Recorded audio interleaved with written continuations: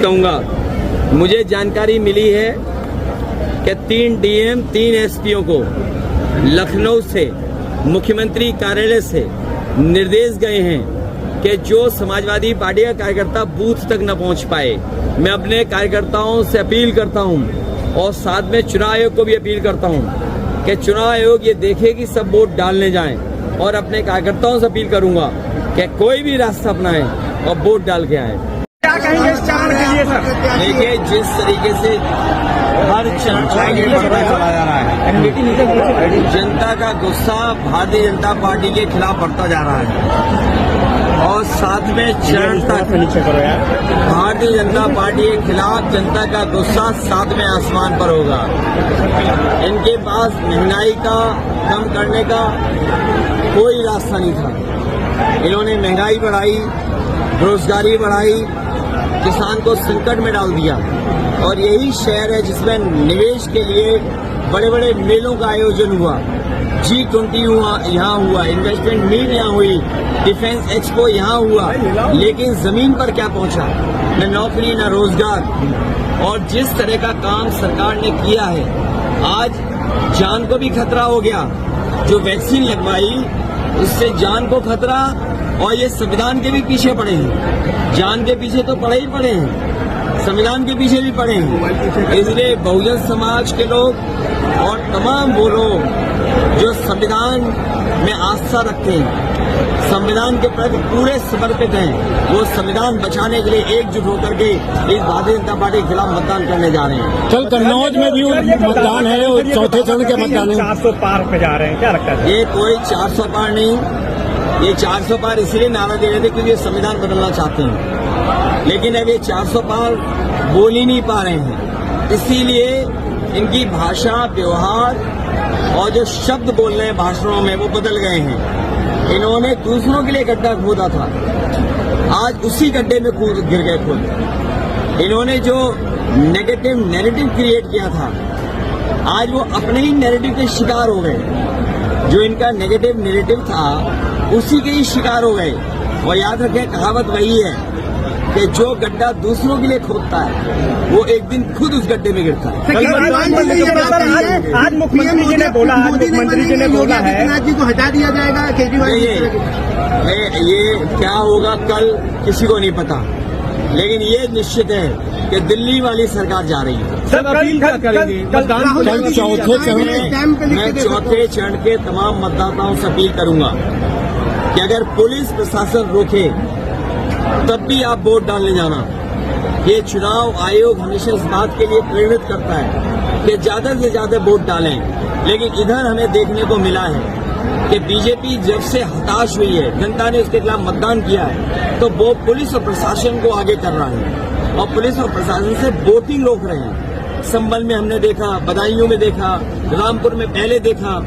इसलिए अपने मतदाताओं से मैं कहूंगा कि वो वोट डालने जरूर जाएं।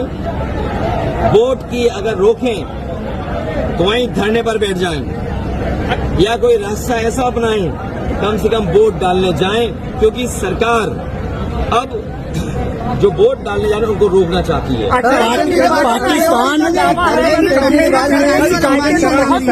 लेकिन उन शिकायतों में सत्यता नहीं पाई गई।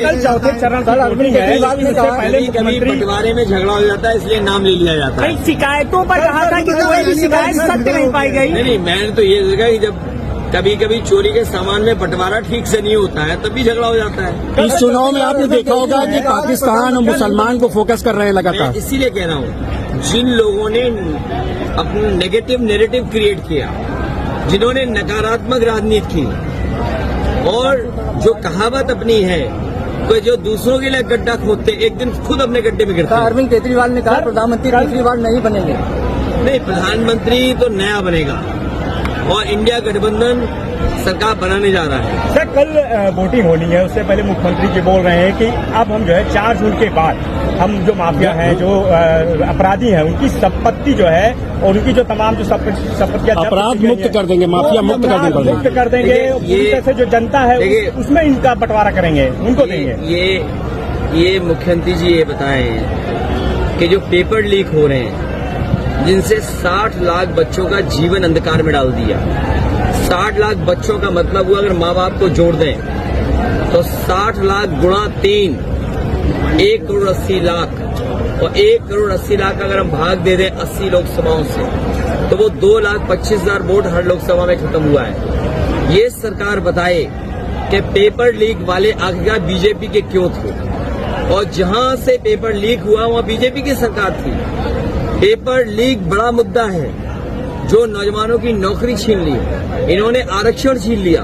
और ये बताएं कि जो नैनो आप यूरिया दे रहे हो वो नैनो यूरिया बनाने वाला साइंटिस्ट भाग गया कि नहीं भाग गया?